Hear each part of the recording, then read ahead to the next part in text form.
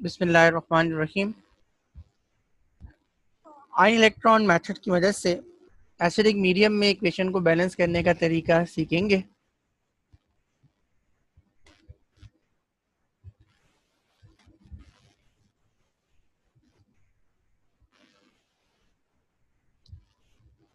Acidic medium में balance कर सकते हैं और इसी तरह हम बेसिक मीडियम में भी बैलेंस कर सकते हैं।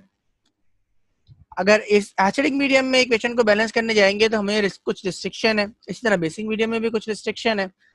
और रिस्ट्रिक्शन ये है जी कि जब हम हाइड्रोजन और ऑक्सीजन को बैलेंस करने जाएंगे एसिडिक मीडियम में, तो हमें इजाज़त है जी कि हाइड्रोजन को बैलेंस करने के लिए H पॉजिटिव आइंस और ऑक्सीजन को बैलेंस करने के लिए वाटर का इस्तेमाल करें। इसके अलावा किसी तीसरे आयन का इस्तेमाल करना दुरुस्त नहीं। और बेसिक मीडियम में अगर हम बैलेंस करना चाह रहे हैं तो हमें इख्तियार ये है जी कि हम वाटर और OH नेगेटिव आइंस को इस्तेमाल करें। OH नेगेटिव आइंस के अलावा किसी और आइंस को इस्तेमाल करना ये आयन इलेक्ट्रॉन मेथड के खिलाफ है। यानी H पॉजिटिव आयन को आप इस्तेमाल कर लें बेसिक मीडियम में इक्वेशन को बैलेंस करने के लिए, तो ऐसा मुमकिन नहीं है, क्योंकि आप ये जानते हैं जी कि जो बेसिक मीडियम है ही OH नेगेटिव आयंस की वजह से और एसिडिक मीडियम है ही H पॉजिटिव आयंस की वजह से। तो इन न्यूमेरिकल्स के अंदर आपने इस बात का ख्याल रखना है जी कि जब आप एसिडिक मीडियम में इक्वेशन को बैलेंस करेंगे तो आपकी जो लिमिटेशन है वो ये है जी कि H पॉजिटिव आयंस और H2O इस्तेमाल कर सकते हैं। और जिस वक्त आप बेसिक मीडियम में इक्वेशन को बैलेंस करने जाएंगे उसके अंदर आप OH नेगेटिव और वाटर को इस्तेमाल करेंगे, वहां आप H पॉजिटिव आयंस को इस्तेमाल नहीं करेंगे। खैर, हमें अभी फोकस करना है जी एसिडिक मीडियम का, तो इस पे बात करते हैं जी। तो एसिडिक मीडियम में जब इक्वेशन को बैलेंस करने जाएंगे और इक्वेशन में खास तौर पे एटम्स को बैलेंस करने जाएंगे और एटम्स में खास तौर पे हाइड्रोजन और ऑक्सीजन को बैलेंस करने जाएंगे, तो उस वक्त हमारी जो लिमिटेशन है वो ये है जी कि H पॉजिटिव आयंस और वाटर के अलावा किसी तीसरी चीज को, किसी तीसरे आयन को या एटम को या मॉलिक्यूल को इस्तेमाल करने का इख्तियार हमारे पास नहीं है। दिस इज द लिमिटेशन कि we can only use H positive ions and water for balancing atom in acidic medium. तो जो स्टेप्स हैं इसको देखेंगे कि एक इक्वेशन को अगर हमें बैलेंस करने जा रहे हैं एसिडिक मीडियम में तो कितने स्टेप में वो बैलेंस होगी। तो जो पहला स्टेप है वो है जी breaking redox equation into partial equations.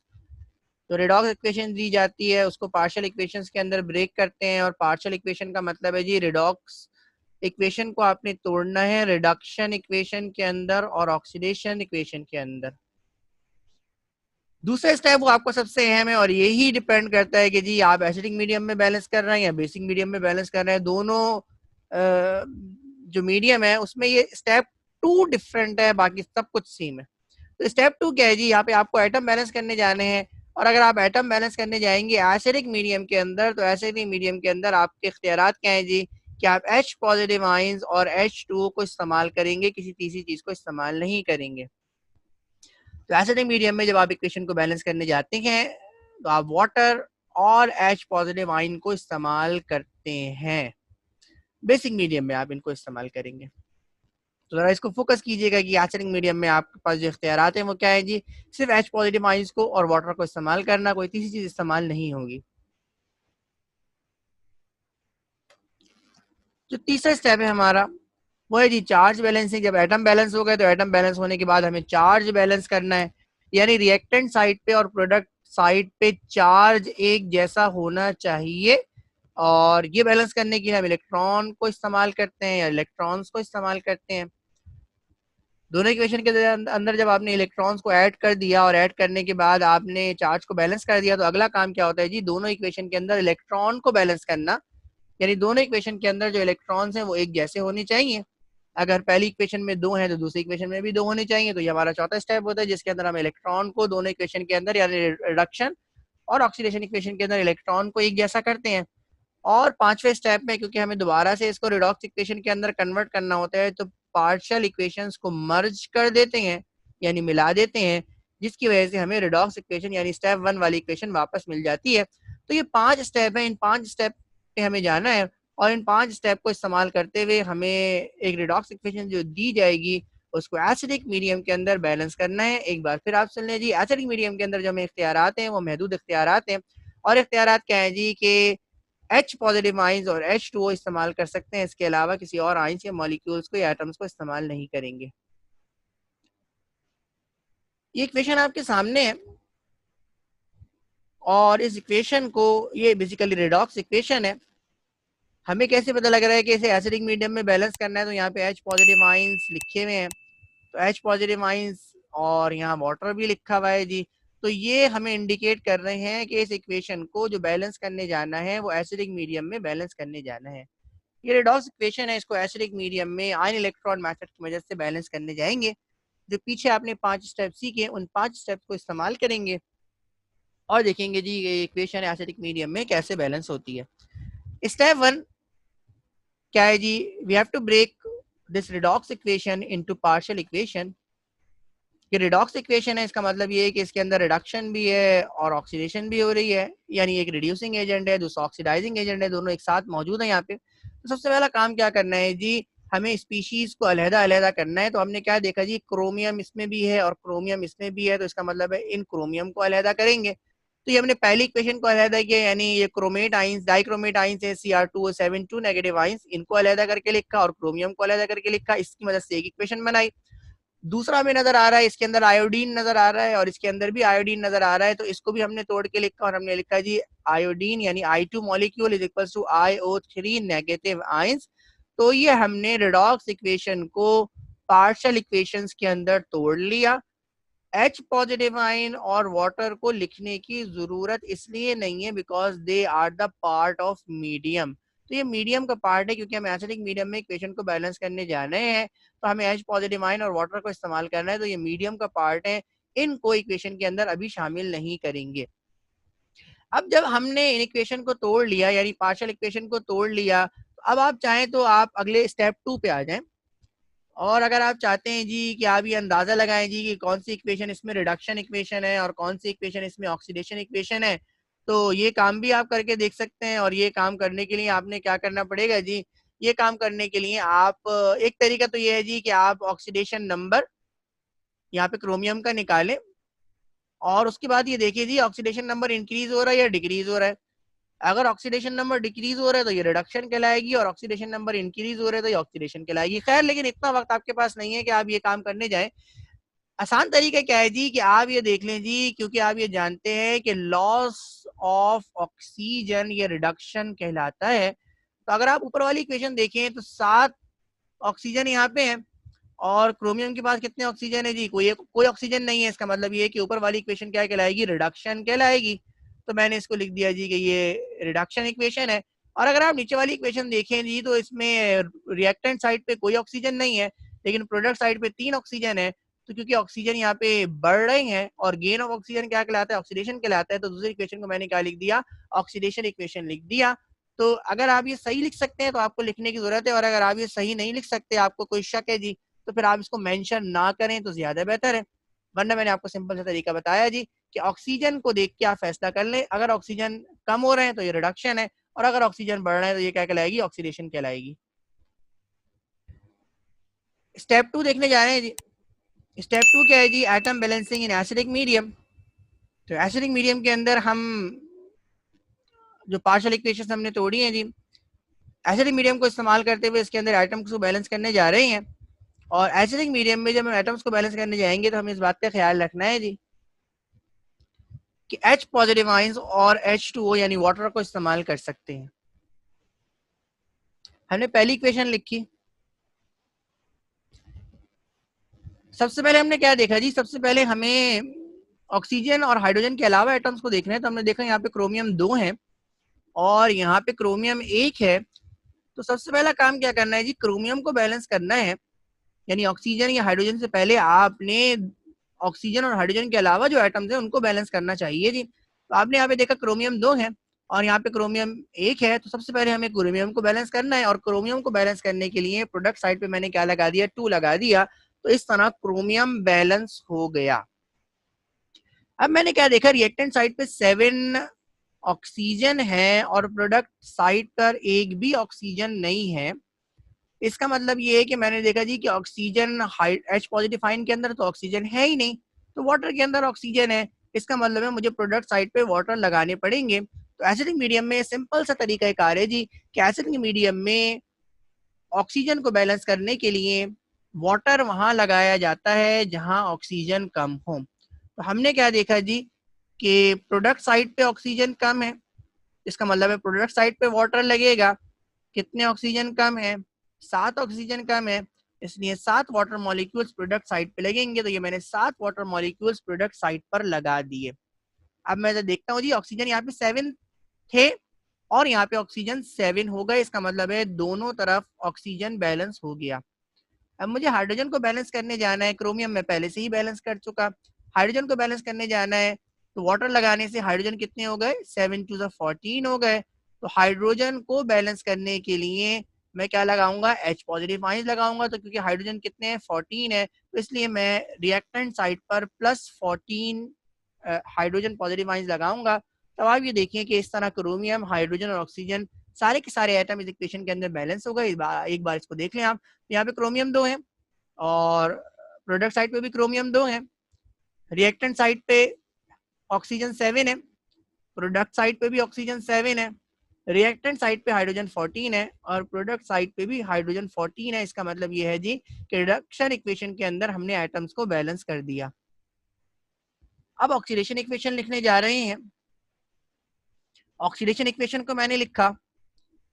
अब आप पहले ऑक्सीजन से पहले आप आयोडीन को देखें तो आपने क्या देखा जी कि रिएक्टेंट साइड पे आयोडीन 2 है जबकि प्रोडक्ट साइड पे आयोडीन 1 है। तो सबसे पहले मुझे क्या करना है? आयोडीन को बैलेंस करना है।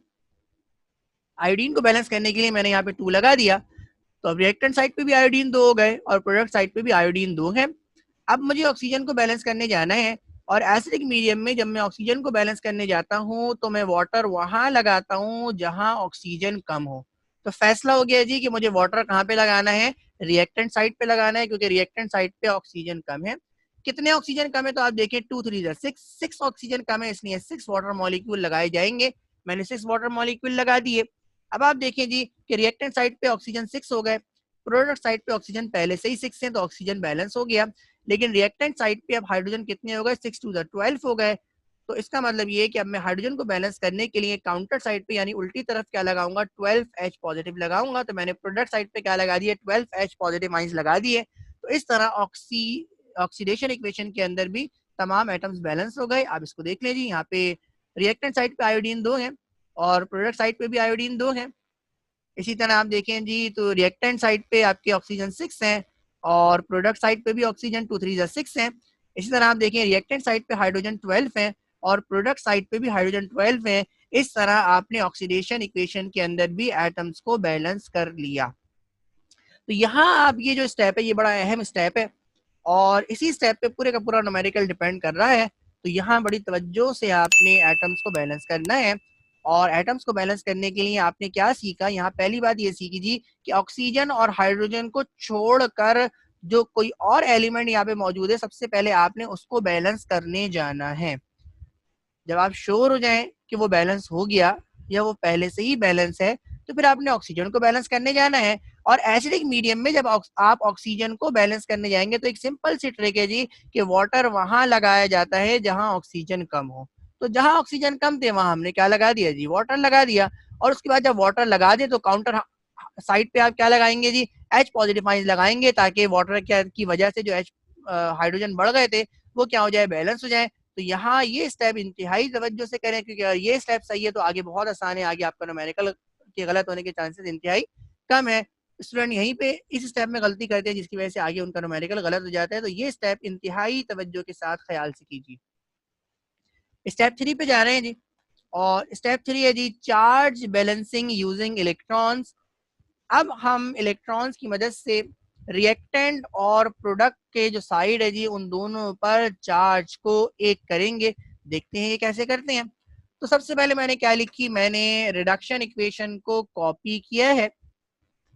अब मैं हर स्पीशी के ऊपर मौजूद चार्ज को अलैदा अलैदा से लिखूंगा। तो मैंने क्या देखा? डाइक्रोमेट आयंस पे जो ओवरऑल चार्ज है वो -2 है, इसलिए मैंने लिखा -2। उसके बाद मैंने देखा जी एक हाइड्रोजन पे +1 चार्ज है लेकिन हाइड्रोजन कुल कितने हैं जी? 14 है। तो 14 मल्टीप्लाई बाय +1 जवाब आ गया +14।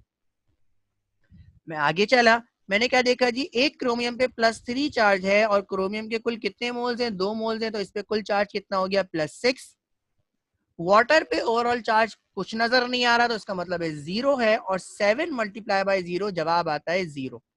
तो मैंने क्रोमेट, हाइड्रोजन, क्रोमियम और वाटर सब के इंडिविजुअली जो इनके ऊपर चार्जेस थे उसको मोल्स के तनासुब से लिखा। अब मैं रिएक्टेंट साइड को सॉल्व कर रहा हूं, तो +14 -2 जवाब आता है +12। मैंने लिख दिया कि रिएक्टेंट साइड पे इस वक्त जो ओवरऑल चार्ज है वो +12 है, और प्रोडक्ट साइड को अगर मैं सॉल्व करूं तो +6 और +0, तो जवाब आ रहा है +6। अब आप देखें जी कि रिएक्टेंट साइड पे ओवरऑल चार्ज +12 है और प्रोडक्ट साइड पे ओवरऑल चार्ज +6 है, और हमारा काम क्या है जी, दोनों तरफ के चार्जेस को एक जैसा करना। और ये करने के लिए सिर्फ और सिर्फ मैं इलेक्ट्रॉन, मेरे इख्तियार में सिर्फ और सिर्फ इलेक्ट्रॉन को लगाना है, किसी और चीज को नहीं लगा सकता। और इलेक्ट्रॉन, अब याद रखिएगा जी, इलेक्ट्रॉन कहाँ लगता है जी, एक तरीका तो ये है कि फिर आप ऊपर जाएं, तो ऊपर बार बार आपको जाने की जरूरत नहीं है कि अब आप ये देखें जी कि केमिस्ट्री में जाएं और फिर आप ये देखें जी कि रिडक्शन का मतलब गेन ऑफ इलेक्ट्रॉन होता है, इसलिए यहाँ पे जो है ना ये रिएक्टेंट साइड पे लगेगा। इस बात की भी फिक्र करने की आपको जरूरत नहीं है, आप सिंपल मैथमेटिक्स से खेलें जी। तो आपने क्या देखा जी कि यहाँ +12 है और ये +6 है, तो अब आप बस एक बात याद रखें जी कि इलेक्ट्रॉन वहां लगता है जहां पॉजिटिव चार्ज ज्यादा होता है। तो आपने क्या देखा जी कि पॉजिटिव चार्ज रिएक्टेंट की तरफ ज्यादा है, क्योंकि यहाँ पे +12 लिखा हुआ है और यहाँ +6 लिखा हुआ है, तो इसलिए इलेक्ट्रॉन कहाँ लगेगा, इलेक्ट्रॉन रिएक्टेंट साइड पे लगेगा। कितने इलेक्ट्रॉन लगेंगे, इसका बड़ा सिंपल सा तरीका है कि कोई भी चार्ज हो, यानी यहाँ पे अगर प्लस है आप इस प्लस को भूल जाएं, अगर दोनों तरफ माइनस होता आप उसको भूल जाएं जी। आपने सिर्फ क्या करना है, बड़े में से छोटा नंबर आप माइनस करें, तो 12 - 6 जवाब आता है 6। इसका मतलब है 6 इलेक्ट्रॉन लगाने हैं, और आप फैसला हो चुका जी कि इलेक्ट्रॉन, ये 6 इलेक्ट्रॉन कहाँ लगेंगे, जहां पॉजिटिव चार्ज ज्यादा होगा। तो रिएक्टेंट साइड पे पॉजिटिव चार्ज ज्यादा है, इसलिए इसको बैलेंस करने के लिए मैंने 6 इलेक्ट्रॉन लगा दिए। और आप जानते हैं कि एक इलेक्ट्रॉन पे -1 चार्ज होता है, इसलिए 6 इलेक्ट्रॉन पे -6 चार्ज हो जाएगा। तो इसका मतलब है रिएक्टेंट साइड पे अब -6 चार्ज किसकी वजह से आ गया, इलेक्ट्रॉन की वजह से आ गया। अब इस +12 और -6 को सॉल्व करें, तो +12 में से -6 निकालेंगे तो जवाब आ गया +6। और अब आप क्या देख रहे हैं जी कि दोनों तरफ यानी रिएक्टेंट की तरफ और प्रोडक्ट की तरफ चार्ज क्या हो गया, बैलेंस हो गया है, जो कि +6 की फॉर्म में हुआ है। ये किसी भी फॉर्म में हो सकता है, ये +2 भी हो सकता है, ये -5 भी हो सकता है, ये कुछ और भी हो सकता है, ये 0 भी हो सकता है। तो आपने क्या करना है, दोनों तरफ चार्ज को सेम करना है। तो आपने यहाँ पे +6 की फॉर्म में चार्ज को सेम कर लिया और इस वर्किंग शो किया करें, और ये वर्किंग करने के बाद आप इसे बॉक्स आउट कर दिया करें। तो आपने रिडक्शन इक्वेशन को सॉल्व किया, और रिडक्शन इक्वेशन में रिएक्टेंट और प्रोडक्ट के चार्ज को बैलेंस करने के लिए आपने 6 इलेक्ट्रॉन्स लगाए। अब क्रॉस चेकिंग करना चाहे तो यहाँ पे आप क्रॉस चेकिंग कर सकते हैं जी कि अगर आप इसको रिडक्शन इक्वेशन कह रहे हैं, ठीक है जी, तो इसका मतलब इलेक्ट्रॉन कहाँ आने चाहिए, रिएक्टेंट साइड पे आने चाहिए। तो ये इलेक्ट्रॉन रिएक्टेंट साइड पे ही आए हैं, तो इसका मतलब है आप सही हैं। आगे चलते हैं। इसी तरह हम ऑक्सीडेशन इक्वेशन के अंदर चार्ज को बैलेंस करेंगे। मैंने ऑक्सीडेशन इक्वेशन को एज इट इज कॉपी किया। अब मैं हर स्पीशी का चार्ज लिखने जाऊंगा, तो मैंने लिखा जी आयोडीन का, क्योंकि कुछ नहीं लिखा हुआ तो इसका मतलब है इसका चार्ज 0 होगा, तो आयोडीन का ओवरऑल चार्ज 0 है। वाटर के ऊपर भी कुछ नहीं लिखा हुआ, इसका मतलब है वाटर का भी ओवरऑल चार्ज 0 है। 6 से मल्टीप्लाई करें तब भी जवाब क्या आएगा, 0 ही आएगा। आप आयो3 नेगेटिव आइंस पे आए, तो आयो3 अगर एक नेगेटिव आइंस की बात करें तो इस पर -1 चार्ज है, लेकिन क्योंकि 2 मोल है इसका मतलब है इस पे ओवरऑल चार्ज -2 है। और हाइड्रोजन पे +1 चार्ज है और कुल हाइड्रोजन कितने हैं, 12 हैं, तो इस पे ओवरऑल चार्ज आएगा +12। रिएक्टेंट को सॉल्व करें तो जवाब आ रहा है 0, ओवरऑल चार्ज रिएक्टेंट की तरफ 0 है। और अगर आप प्रोडक्ट को सॉल्व करें तो +12 -2 जवाब आ रहा है +10, यानी प्रोडक्ट की तरफ जो ओवरऑल चार्ज है वो +10 है। आप साइन को भूल जाइए, 10 में से आपने सिफर निकाला, जवाब आ गया 10। इसका मतलब है 10 इलेक्ट्रॉन लगाने हैं, फैसला हो गया 10 इलेक्ट्रॉन लगाने का। और मैंने क्या बताया जी, इलेक्ट्रॉन वहां लगते हैं जहां पॉजिटिव चार्ज ज्यादा हो। तो पॉजिटिव चार्ज ज्यादा कहाँ है जी, प्रोडक्ट की तरफ ज्यादा है, इसलिए मैंने 10 इलेक्ट्रॉन प्रोडक्ट की तरफ लगा दिए। एक इलेक्ट्रॉन पे -1 चार्ज होता है और 10 इलेक्ट्रॉन पे -10 चार्ज हो जाएगा, तो मैंने यहाँ पे -10 लगाया। इसको सॉल्व करें तो +10 -10 जवाब क्या आ गया, 0 आ गया। और अब आपने क्या देखा जी कि दोनों तरफ यानी रिएक्टेंट और प्रोडक्ट पे जवाब क्या हो गया, चार्ज क्या हो गया जी, सेम हो गया। इस बात का ख्याल रखिएगा जी कि यहाँ पे +6 आया तो यहाँ पे भी +6 आना चाहिए, ऐसा कुछ नहीं है जी। हाँ, रिएक्टेंट पे जो चार्ज है वही प्रोडक्ट पे चार्ज होना चाहिए, यानी यहाँ पर 0 आया है तो यहाँ पर भी 0 आना चाहिए था, जो आ गया है। इसका मतलब ये है कि जी इस इक्वेशन में यानी ऑक्सीडेशन इक्वेशन में भी आपने दोनों तरफ यानी रिएक्टेंट और प्रोडक्ट का चार्ज आपने क्या कर दिया जी, एक कर दिया, जो आपने क्या किया जी, 0 किया है। इस वर्किंग को आप जरूर करें और इसको आप बॉक्स आउट कर दें। यहाँ पे फिर आप इसको क्रॉस चेक कर लें जी कि इलेक्ट्रॉन्स कहाँ पे आए जी, प्रोडक्ट साइड पे आए हैं, तो इसका मतलब ये है कि ये रिएक्शन क्या कहलाता है, लॉस ऑफ इलेक्ट्रॉन ऑक्सीडेशन कहलाता है। तो क्या ये इक्वेशन ऑक्सीडेशन थी, तो आपने देखा जी कि हाँ ये इक्वेशन ऑक्सीडेशन थी, तो इसका मतलब ये है कि आप ये वर्किंग सही कर रहे हैं। इस स्टेप तक पहुंचने के बाद आप एक बार फिर इस सवाल को जायजा ले लें, क्योंकि ये सवाल टाइम कंज्यूमिंग है और आप कहीं गलती ना करें, इसलिए आपको यहाँ रुकना चाहिए और रुक के जरा ये देख लें जी कि आपके दोनों इलेक्ट्रॉन एक तरफ तो नहीं आ रहे। ये हो सकता है जी कि आपकी रिडक्शन इक्वेशन और जिसको आप ऑक्सीडेशन इक्वेशन कह रहे हैं, दोनों इलेक्ट्रॉन रिएक्टेंट साइड पे आ रहे हो या दोनों इलेक्ट्रॉन प्रोडक्ट साइड पे आ रहे हो, तो इसका मतलब ये है कि आप गलती पर हैं, क्योंकि ये रेडॉक्स रिएक्शन है। तो अगर एक इक्वेशन के अंदर इलेक्ट्रॉन रिएक्टेंट साइड पे आएंगे तो लाजमन दूसरी इक्वेशन के अंदर इलेक्ट्रॉन प्रोडक्ट साइड पे आएंगे। और ये सिंपल सा है जी कि रिडक्शन इक्वेशन के अंदर इलेक्ट्रॉन रिएक्टेंट साइड पे आएंगे और ऑक्सीडेशन इक्वेशन के अंदर इलेक्ट्रॉन प्रोडक्ट साइड पे आएंगे। तो यहाँ थोड़ा सा आप रुक के तसल्ली कर लें कि आप सही जा रहे हैं या नहीं।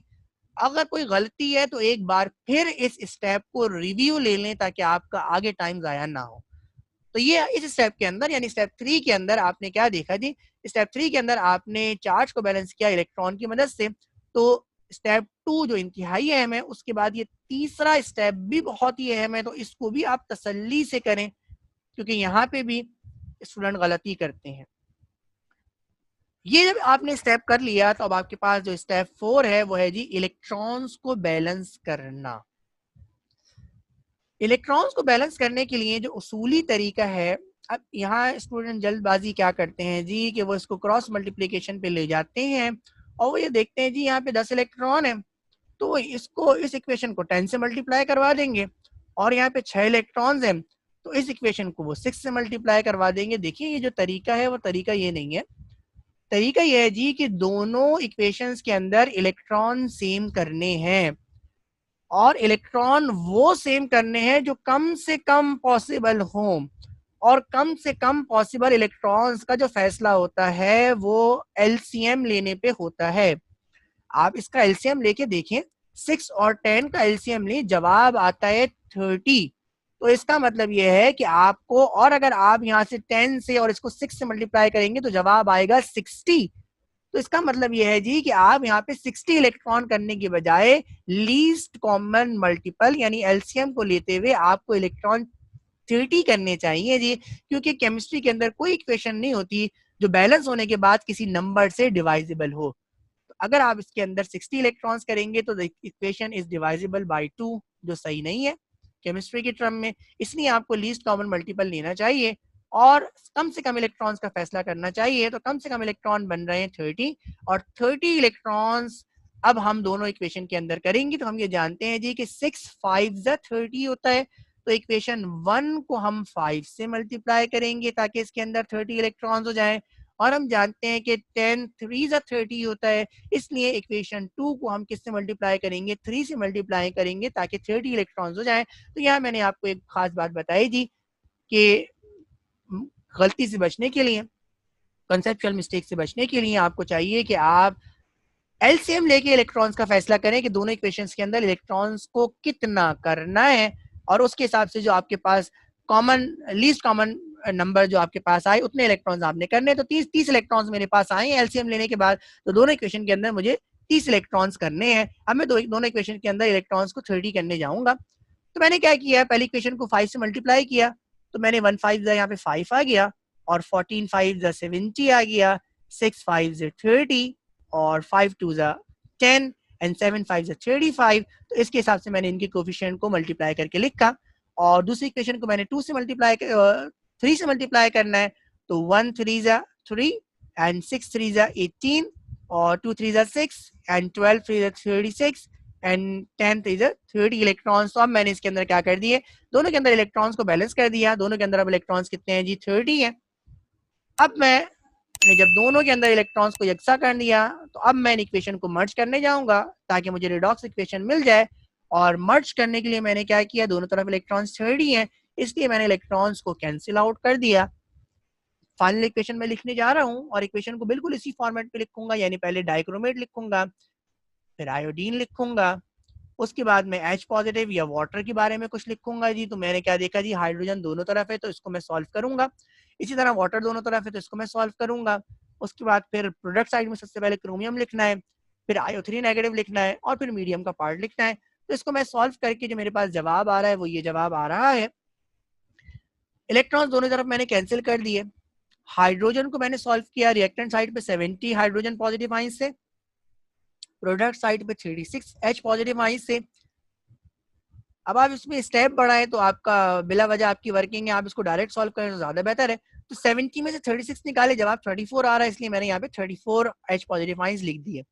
और इसी तरह मैंने वाटर को देखा जी, तो प्रोडक्ट साइड पे वाटर 35 है, रिएक्टेंट साइड पे वाटर 18 है, तो रिएक्टेंट साइड पे वाटर कम है, ये वहां जाके माइनस हो जाएगा। 35 में से 18 निकालें, जवाब आ रहा है 17, इसलिए मैंने 17 वाटर कहाँ पे लिखे हैं जी, प्रोडक्ट साइड पे लिखे हैं। और बाकी मैंने एज इट इज कॉपी किया है। 5 डाइक्रोमेडाइंस मैंने कॉपी किए, 3 आयोडीन ये मैंने कॉपी किया, H पॉजिटिव आइंस को सॉल्व करके यहाँ पे लिखा है, क्रोमियम आइंस को एज इट इज कॉपी किया, IO3 नेगेटिव आइंस को मैंने कॉपी किया और वाटर्स को मैंने यहाँ पे सॉल्व करके लिखा।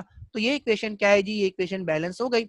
अब मुझे इसके अंदर मजीद इसको क्रॉस चेक करने की कोई जरूरत नहीं है, क्योंकि मैं एक बार यहाँ क्रॉस चेक कर चुका स्टेप 2 के अंदर, उसके बाद फिर मैं स्टेप 3 के अंदर क्रॉस चेक कर चुका। तो जब मैं 2 बार पहले ही क्रॉस चेक कर चुका हूँ और इक्वेशन के अंदर एटम बैलेंस है और इक्वेशन के अंदर रिएक्टेंट और प्रोडक्ट का चार्ज बैलेंस है, और जब तीसरे स्टेप के अंदर मैंने इलेक्ट्रॉन्स भी बैलेंस कर दिए हैं, तो इसका मतलब ये है जो इक्वेशन आई है वो उसके अंदर तमाम चीजें खुद ब खुद बैलेंस होंगी। अगर आप इसको क्रॉस चेक करके देखना चाहते हैं तो आप देख लें, तमाम चीजें आपको बैलेंस मिलेंगी। यहाँ एक बात आप फिर इसको फोकस कीजिएगा कि अगर मैं यहाँ पर 60 इलेक्ट्रॉन्स रखता तो इसका मतलब ये है कि ये मल्टीप्लाई बाय 2 की फॉर्म में आती और इक्वेशन 2 से डिवाइजिबल होती, और इस वक्त ये इक्वेशन किसी नंबर से डिवाइजिबल नहीं है। तो केमिस्ट्री के अंदर कोई इक्वेशन ऐसी नहीं होती जो किसी नंबर से डिवाइजिबल हो। इसलिए मैंने आपको यहाँ पे एक बात फोकस करने को कही है, और क्या फोकस करने को कही है जी, कि हमेशा इलेक्ट्रॉन्स को मल्टीप्लाई करवाने के लिए पहले आप इन दोनों इक्वेशंस के इलेक्ट्रॉन्स का एलसीएम ले लें, और जितना आपके पास नंबर आए वो आपका लीस्ट कॉमन मल्टीपल होगा, और दोनों इक्वेशन के अंदर आप उतने इलेक्ट्रॉन करने की कोशिश करें, तो उसके बाद जो आपके पास इक्वेशन आएगी वो यकीनन किसी नंबर से डिवाइजिबल नहीं होगी। तो आज आपने इस न्यूमेरिकल के अंदर क्या सीखा जी, कि एसिडिक मीडियम में रिडॉक्स इक्वेशन को आयन इलेक्ट्रॉन मेथड की मदद से किस तरह बैलेंस करते हैं। और खास बात क्या थी जी, कि एसिडिक मीडियम में जब आप इक्वेशन को बैलेंस करने जाते हैं तो आप H पॉजिटिव आयंस और वाटर लगाते हैं। और मैंने आपको क्या कहा जी, कि एहतियात से स्टेप 2 को और बहुत एहतियात से स्टेप 3 को आप सॉल्व करें। तो सिंपल सा न्यूमेरिकल है, आपने इसे सीखा।